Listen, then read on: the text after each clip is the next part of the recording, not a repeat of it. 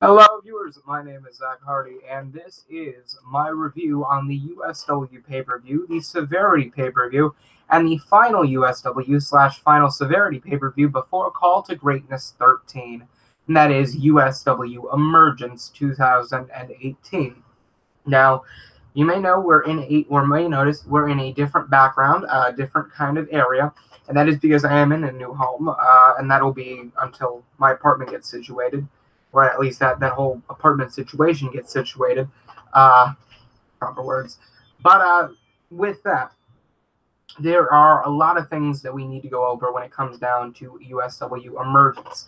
Uh, and a couple of those things are the obvious ones. There were a couple of heel turns. There were a couple of more face or more face kind of antics by some heel performers, and we also saw one performer in particular, I guess, be grouped into a new or not a new stable, but a stable on the Severity brand to kind of, I guess, freshen up the pace. So overall, my thoughts on the show was that it was a really well put together show. The match card was Samuel North versus Wolf Granger, Paulo Orlando versus Eli Kaner in a no countout match for the Global Championship, Washington versus Alexander Rotten, Yoyo Joe versus Capital, Jack Ramsay and Austin Cole defending the World Tag Team Championships against Ryland and Sickle, or otherwise known as the Oppositionals, Crimson Red versus Mika Jordan, Suzuki Karakash defending the International Championship against First Nine, Morbid against Ashe, and Cannon versus Chris Ross, with Chris Ross defending the World Heavyweight Championship.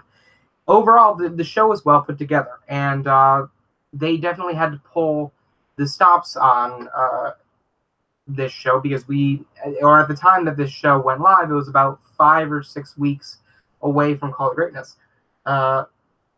which means that over the next number of weeks, you will have to see a lot of story being built towards Call to Greatness. It is the biggest show of the year for USW, and when it comes down to the overall presentation of this show and what it helped set up going forward, I think it really did deliver. It brought up a fresher pace. It brought up a more clear direction as to where the Severity brand is going to go towards Call to Greatness 13, which is going to be the biggest, which is the biggest event of the year. So let's just get into the match card straight away. The kickoff match was Samuel North against Wolf Granger. This was a decent match. You didn't really expect too much, primarily because of the fact that Samuel North hadn't really been on a defined pace up to this point. There was no clear direction for him going into Call to Greatness, and Wolf Granger has just been lost in this shuffle. Even in the lower to mid card, he's not being used on pay-per-views. To my knowledge, isn't being used on weekly shows. This match was really just kind of put together, kind of give them something to go forward and build off of, and it was a decent match. But at the end of the match, Wolf Granger started picking up pace until Tanner Wallace and Blaine North of the Promised Land helped kind of put their weight around and distract Wolf Granger long enough for Samuel North to pick up the win. Now, this is interesting as Tanner Wallace and Blaine North are a part of the Promised Land, but at the same time, Blaine North was or is Samuel North's brother, or at least kayfabe-wise brother, which means that, after they split up the Northern Lights and Samuel North went in one direction, Blaine North went in the other direction, this is their kind of reassemblance into one form. I mean, I don't know what this is going to take going forward. We saw USW kind of try to push this with Crimson Red earlier this year, which just led to the Promised Land attacking Crimson Red. But this is different, as Blaine North has a connection in some ways with Samuel North, which kind of gives this idea that this may be something that for the future could be built on, and the Promised Land going forward could be incorporating a fourth member. And if that does happen, then it'll be interesting to see what the dynamic of the group is. Now, Suzuki Karakash is supposed to be the main event player of the Promised Land, while Tanner Wallace and Blaine North are supposed to be that tag team force. They're supposed to bring home the tag team titles or the lower to mid card titles. Now, with this dynamic, it's going to be interesting to see if Tanner Wallace and Blaine North team together, or Samuel North and Blaine North taking together, where Tanner Wallace fits into that, where Samuel North fits into that, and especially where the direction of Suzuki Karakash goes from then on forward. It's going to be really interesting to see the dynamics change and shift with the Promised Land going forward, especially into Call of Greatness, to see what they do with them. Because overall, when you look at it and you kind of judge the Promised Land, they've had a consistent run over the past couple of months. Suzuki Karakash has walked away as the international champion. Tanner Wallace and Blaine North, I believe, at times were challenging for the World Tag Team Championships. So it's going to be interesting to see how the whole team and their face, shift going forward. It's really going to be interesting to see, and I like how they played that up on the kickoff of the entire show. So that fit in really well. So Sammy North beats Wolf Ranger, 3.5 stars. Moving on. Next match was a no count out match for the Global Championship. Eli Kaner defends against Paulo Orlando. This match was a really, really solid match. Both performers fought as if they were competing for the World Championship in the main event of the show. It was counters after counters, near fall after near fall, just sudden bursts of momentum into big spot after sudden burst of momentum into big spot. It was really well put together, and they both put in an equal amount of heart and resilience into the match as the other. Now, the decision was a little random and out of nowhere, as Eli Kaner would lose to Paulo Orlando via pinfall, therefore giving Paulo Orlando the Global Championship. It was really weird, honestly, to kind of see Orlando walk out of this feud with the Global Championship this early. I thought this was going to be something going forth into Call to Greatness. I thought this was going to be something where at Call to Greatness, then Paulo Orlando would take the title, and then he would get the push, because we've known he's been in the works for a push for a long time. And Eli Kaner, I didn't expect him to really lose the title at Emergence. I thought he was going to lose the title to Orlando, albeit, but at Call to Greatness.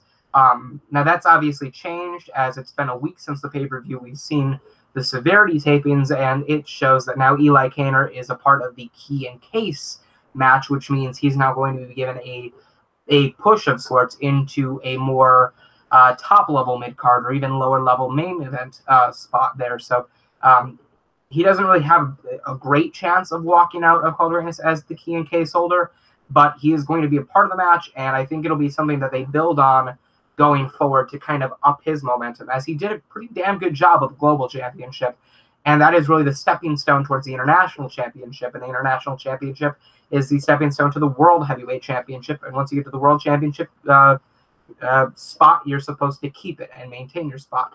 And Eli Kaner definitely did that with the Global Championship, and I think he's going to be in the works for something much greater and much better in months to come. Paulo Orlando walks out the new Global Champion. My thoughts don't really... my thoughts on that aren't really with his ability to take that title and make it mean something the same way that Eli Kaner made it mean something, because I think he'll do that very well, and I think there's going to be a lot of story put into making Paulo Orlando and the Global Championship feel special and prestigious and something to fight for. My worries with Paulo Orlando as the Global Champion is that his stock will diminish if he were to put on a less than stellar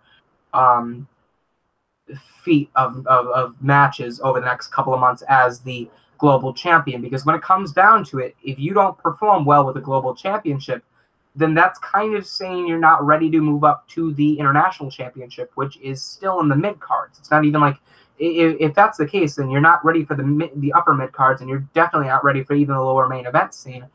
And Paulo Orlando is somebody that I see a lot of stock in and a lot of promise in for the future. And I think he would absolutely be a fantastic international champion if given the opportunity and the story. But when it comes down to the Global Championship, if he doesn't have a profound effect on the championship by the time he loses it, it's going to be telling as to whether he goes forward in a push or whether he's dropped back a couple of steps, because we've seen that before with guys like MC4 and hell, even Hernasli and Crimson Red beforehand. So I wouldn't be surprised if that were to be the outcome, if Paulo Orlando were not to put on a good performance and make the global championship stand out when it comes down to his reign.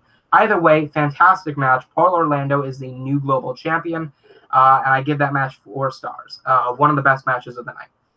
The next match is between Washington and Alexander Rotten. Alexander Rotten, the poor bastard, has just been underutilized to all fuck over the past couple of months and over the past couple of years in USW. I mean, ever since he lost the USW Championship at the end of 2015, he's just kind of tried to find his path, find his way, find his light and road to success, and he's had very, very, very few standout moments where he's kind of had a glimmer of that. I mean, he had the World Heavyweight Championship put on his shoulder a couple of months ago. He didn't do much with that.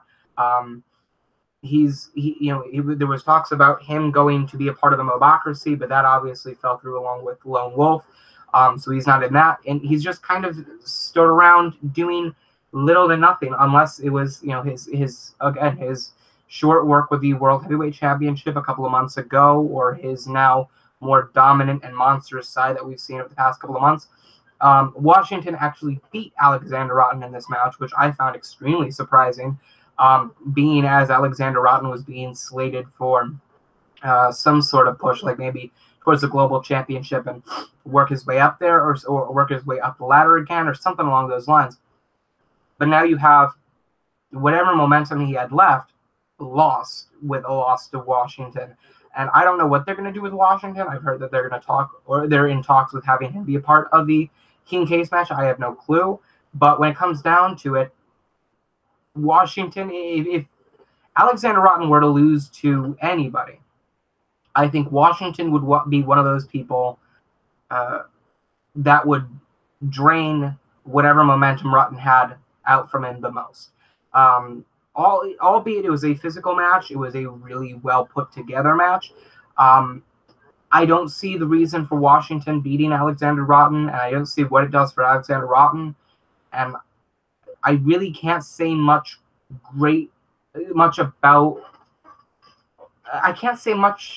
positively about the future for either performer, because they don't look like they're in a position to do much, if anything. But either way, the match that was put together was really well put together, and I would give it 3.75 stars out of 5. Next match was Yoyo Joe against Capital. This, I don't know why this match was put on the card. I mean, I kind of see why now, but it's a little strange and out of the ordinary. 3.5 stars. I don't think there was anything really, anything much about the match that I needed to talk about, other than Yoyo Joe's springboard out to Capital on the outside. Yoyo Joe did defeat Capital with a string effect, and after the match, Yoyo Joe did turn heel by attacking Capital once more. Either therefore putting himself in a feud with the Mobocracy by proxy, as Capital is a part of the Mobocracy, or just putting him in a feud with Capital. I have no clue what's going on. I don't know what their direction is for both of them going into Call to Greatness. I would assume this was to set up something for Joe at Call to Greatness, as it is Yoyo Joe. And I mean, if you're going to have anybody that goes to Call to Greatness 13, I mean, Joe's one of those people that you really can't miss out on, especially nowadays. Yeah, so Joe turns heel. I guess that's for him to feud with the Mobocracy, or for Capital to save face a little bit. I have no clue, but 3.5 stars, nothing much to talk about. Joe beats Capital. Next match is for the World Tag Team Championships, as Jack Ramsay and Austin Cole defend against Ryland and Sickle, the oppositionals. This match was much better than I had anticipated. I know Jack Ramsay and Austin Cole are fantastic performers and can carry really anybody to at least a decent match. But with Ryland and Sickle, I feel like they were two guys that were put together just because of their names. You know, it was one name or a one-word name, and both of them had a Y in it. I don't see much other reason for it. They never really connected with any sort of, they never really gravitated to each other.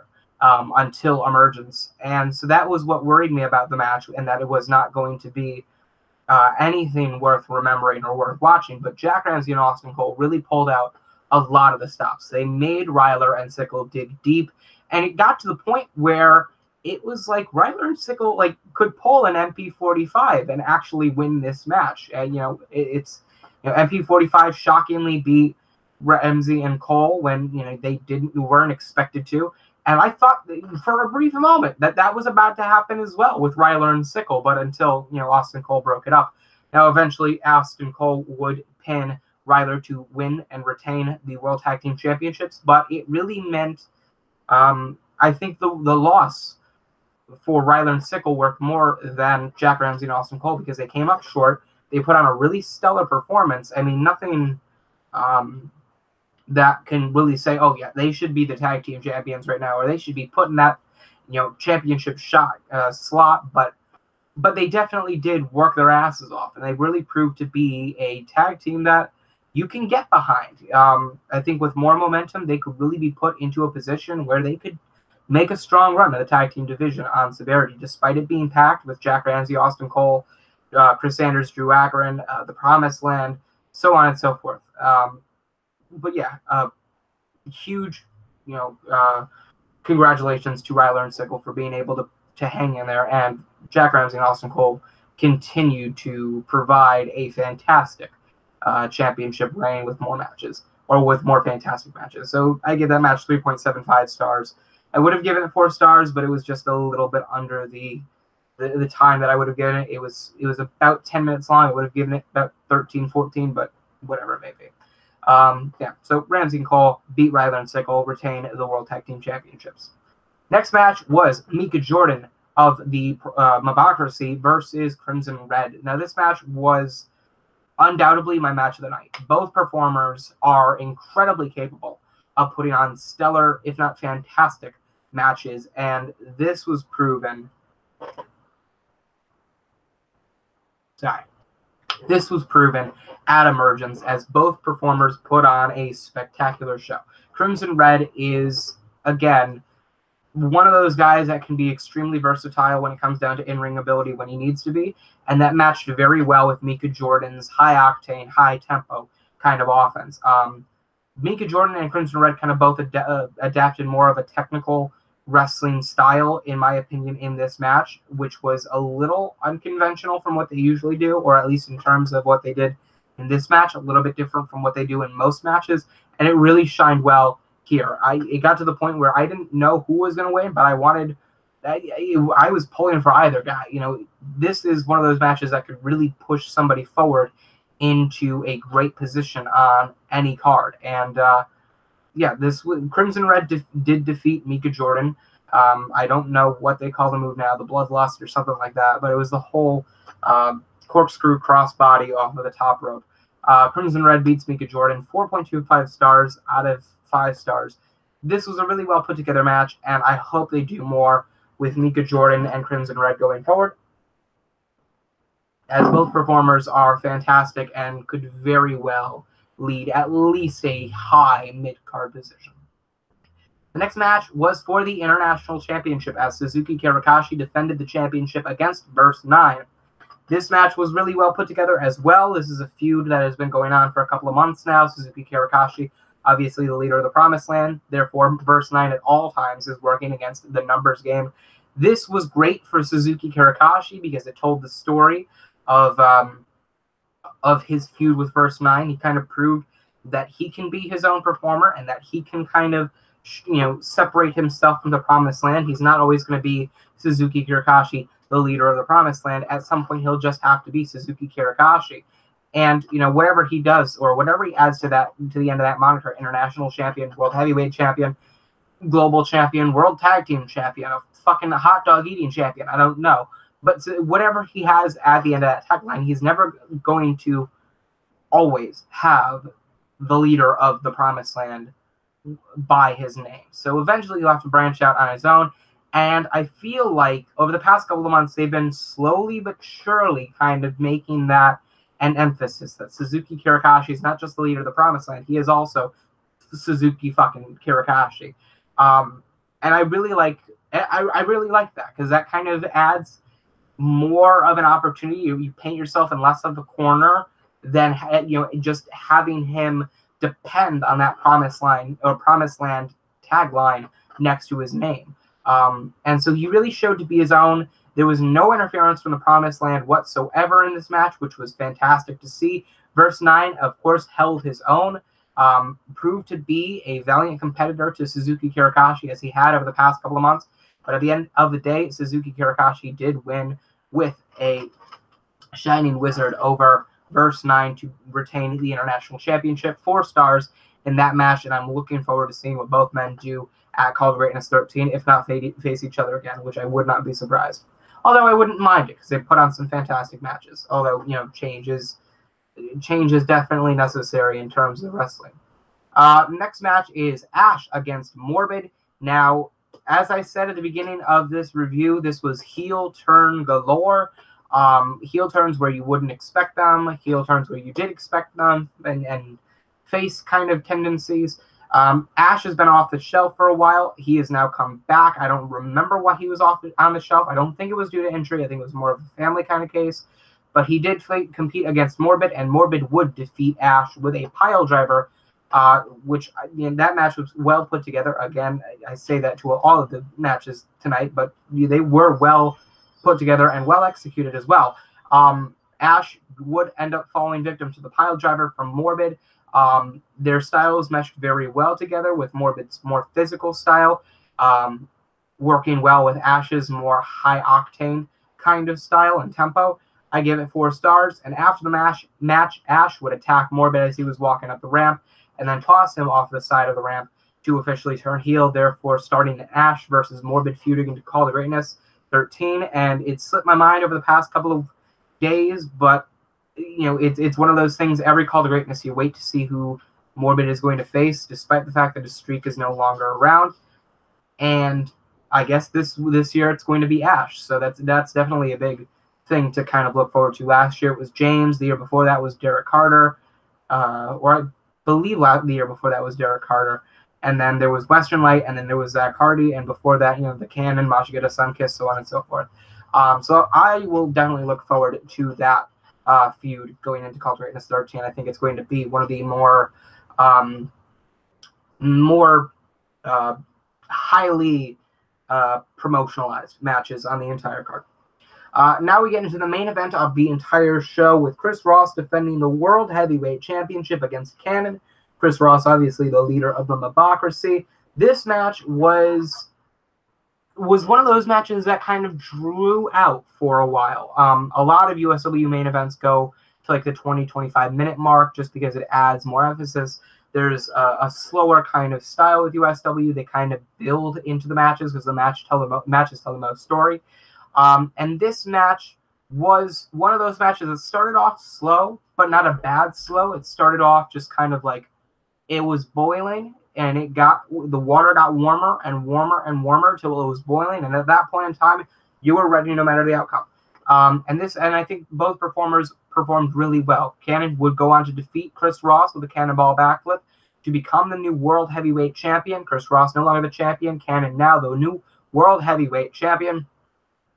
This match was I will give 3.75 stars out of 5. I don't think it was as good as some of the matches on the rest of the card, but it was definitely a worthy main event. Cannon becomes the new World Heavyweight Champion, and after the match is over and Cannon is celebrating in the corner, Mashigeta turns heel by coming out of nowhere and attacking Cannon after the win, hitting him with the Decapitator, and then raising the World Heavyweight Championship over his head. So therefore, Mashigeta turns heel, much like Ashe earlier in the night, and much like Yoyo Joe earlier in the night, which means that the World Heavyweight Championship match at Call To Greatness 13, the Severity main event, and possibly the entire show's main event, will be Cannon versus Mashigeta for the World Heavyweight Championship. I've heard a stipulation that whoever they have lose the match will become the other's lackey. I have no clue if that's going to be the case or not. I heard there was going to be an extra stipulation just because we've seen Cannon versus Mashigeta a boatload of times, and it would make sense to kind of up the stakes for Call To Greatness of all places. But yeah, it seems like the main event for Severity, the World Heavyweight Championship match, will be Cannon defending the World Heavyweight Championship against Mashigeta. And I'm looking forward to that because honestly, at this point, I have no clue who's going to win. Cannon has been built up over the past couple of months as a defiant World Heavyweight Championship contender, and Majigata is always going to be synonymous with the World Heavyweight Championship, so it makes sense. And especially if you want to close out Call To Greatness on a big note, Cannon versus Majigata would most likely be the way of going about it. So, with that being said, the entire show was really well put together in terms of standing out. I would say the Yoyo Joe heel turn was out of nowhere, along with his beat or the victory of over Morbid, or their entire match overall for that matter. And Washington beating or Alexander Rotten. Some of you may say, oh, Samuel North versus Wolf Grange was not needed, but Samuel North is now essentially in the promised land of the promised land story going forward. So it set up something. And many of you may cite that I didn't like the fact that Paulo Orlando won the title here. I'm not saying I didn't like that Paulo Orlando won the global championship at Emergence. I'm just saying I think it could have been better off had it been held off until Call To Greatness. However, this match was really well put together. It served for great storytelling going forward into Call To Greatness 13, and I'm really looking forward to seeing what USW puts on the table for the biggest wrestling show of the year. So it looks like we'll be getting Cannon versus Majigata for the World Heavyweight Championship, Morbid versus Ashe, Suzuki Karakash will defend the international title, Ramsay and Cole defend the World Tag Team titles, Paulo Orlando will defend the global title, Samuel North may be a part of the Promised Land by that point in time, and yeah, I'm looking forward to seeing what they put together over the next couple of weeks going into Call To Greatness 13. And with that being said, I give this show a 3.75 stars out of 5 stars. Was it worth the $19.99 to buy, or I'm sorry, worth the $19.99 to rent? I would say no, just because I don't think it served as high of a purpose as it should have. And, it was, while it was well put together and the story was there, I think you'll get more out of Call To Greatness and the outcome than you would the story built to it. I would just say tune into Severity over the next couple of weeks, and you'll probably get what you got at Emergence minus the wrestling or minus the match quality over the next couple of weeks at Severity. So with that being said, it's probably not worth the $5 to buy, but to each his own. And with that being said, thank you guys for watching. I sincerely hope you enjoyed. Remember to like, comment, and subscribe for more. I am Zack Hardy. This has been my USW Emergence 2018 review, and I am signing off.